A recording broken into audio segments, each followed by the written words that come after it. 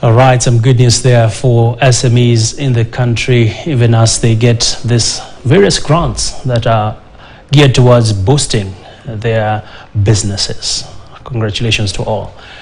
Well, speaking about people making a mark in society, we are now joined by one of the key figures when you look at the property market. And we want to take a look at the state of real estate. And of course, a lot of concerns now that we are heading into an election cycle. There's a lot of interest in regards to how is the economy going to hold up? Are there any impact? Is there any impact for these various players? We are now joined by Mr. Mwangi, who is the CEO of Siles. ISO Properties, I beg your pardon, and a lot to cover indeed. And let's just begin by, of course, recently you got an award, and one of the key figures when you look at the property market. Congratulations on your award. Thank you. Thank you so much, Abby. Yeah. Thank you. And let's just take a look at right now, the state of the economy indicators show that there's a bit of uncertainty within the investment cycle. Are we seeing the same in the real estate sector? Generally, we are in an environment called VUCA. VUCA is an acronym for a very volatile, a very complex, a very ambiguous environment, business environment. And it cuts across industries. What it means is that many businesses are going to use more money into marketing to get more business, to unearth that small opportunity. So we are in a volatile environment. But I mean, tough people keep going. So yes. All right. And Naftali, looking at the big picture, what has the business environment been like 2022? Of course, 2020, 2021, we were experiencing the COVID pandemic, which affected a number of sectors, including real estate. What are you seeing right now? Are there more people buying, or people are still holding back? What is the state of affairs? Okay. As a country, look at it. COVID came in 2021. I mean, around 2019, 2021. So we experienced a laxity on decision making from clients. So basically, there was no business confidence. As a country, it's like a double-edged. Again, in 2022, we are in an electioneering mode, and what that means is more uncertainty. Apparently, we are a very agile economy. Kenyans are known to, we have been in harder times, 2007, 2008.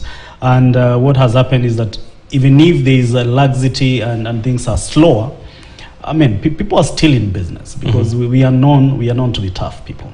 Talk to us about the numbers. For instance, for HISOP, how the numbers looking in terms of purchases, and where is the demand? Is it within the county? Is it within the country generally? As a country, basically, what we have done, or is it as a company or as a country? As a company. Same numbers. We have experienced laxity, especially on domestic business. So what we did, we came up with a very strategic intent and a deliberate intent to get business from diaspora. So we have had a good run last year and this year, but it is because we realized that domestically there is a lot of volatility, and we came up with a plan to get at least 60% of our business coming from diaspora. It's been good. It could be better. Yeah. That is right. Yeah. And talk to us about right now that we are seeing elections around the corner.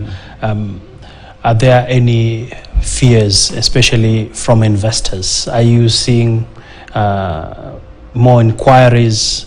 What is the general mood like? Apparently, because we are in the real estate sector, predominantly land and apartments, we have realized historically that during election periods, people move. Okay, there is temperatures are high in some areas, so that means business in different areas. So especially when you go into the Rift Valley and into the coastal region, we realize that so many people were buying in preparation of any eventualities. That boosts business, but eventually it's not good for business because people should settle where they are. Yeah. All right. And looking at this unfolding, of course, we've seen a number of indicators where, for instance, the NSE had a big blip when you look at how the markets were reacting.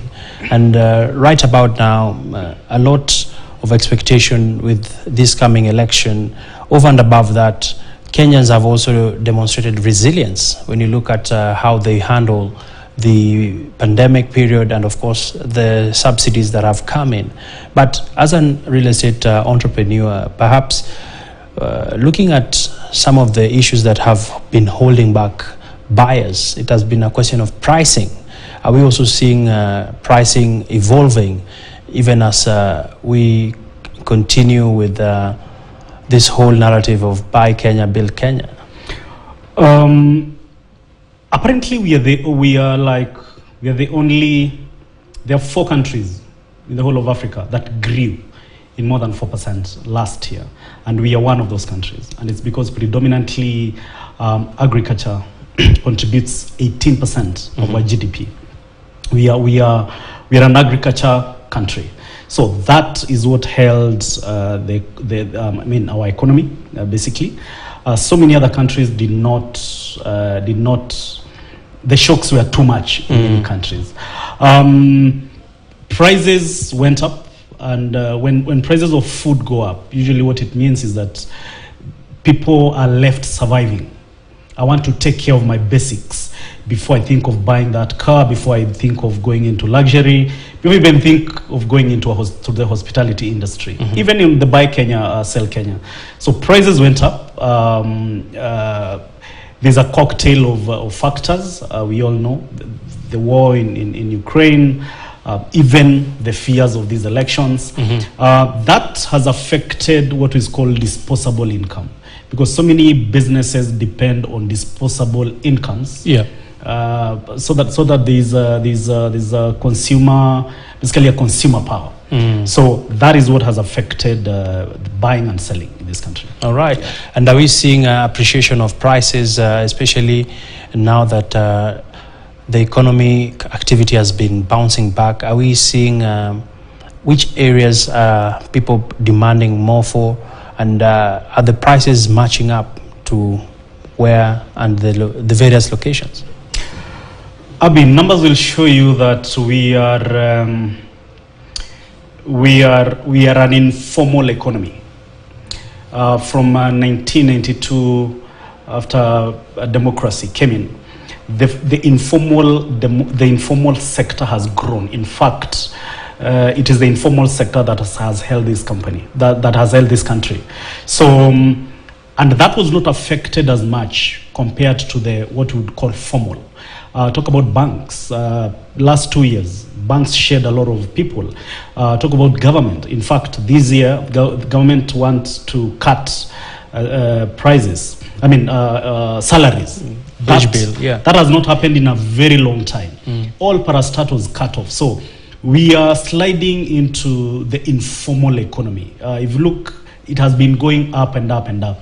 And that is what has held us together. So companies that depended and industries that depended on the formal economy or the formal employment economy, be it talk about teachers, talk about the police, talk about parastatals, have suffered a lot. But companies that slowed with time, have depended on the informal economy, have thrived. All right. Interesting.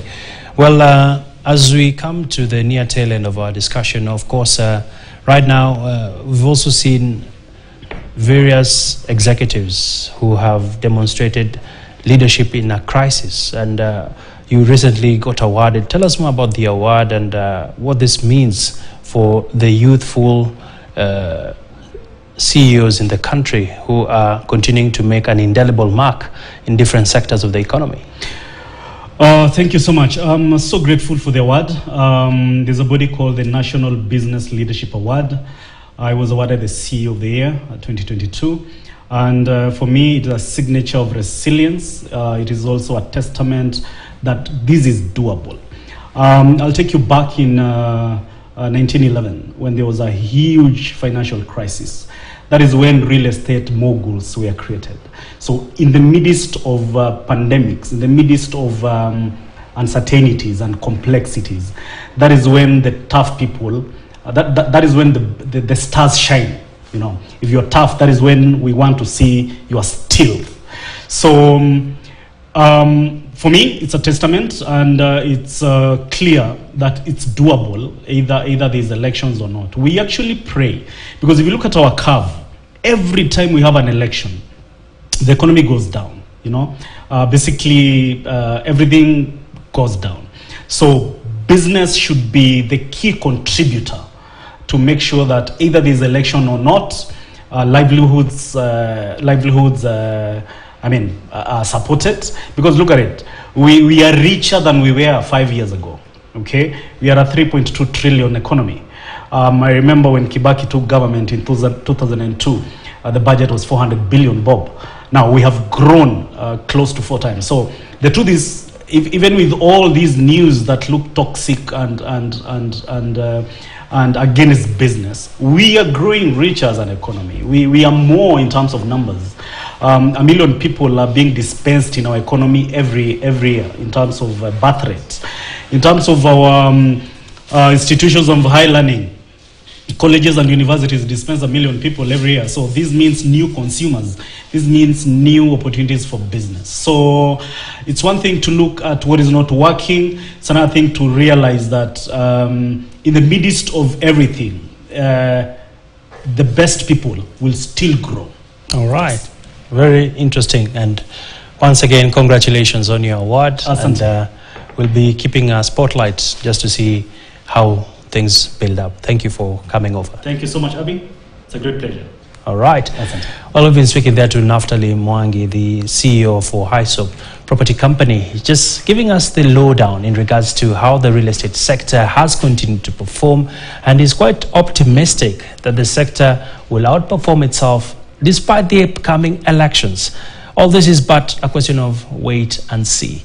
Well, we now want to go on a quick commercial break. We still have much more coming up, including the latest from troubled brewing company, Keroche. We'll be having that conversation with Tabitha Karanja in a short while.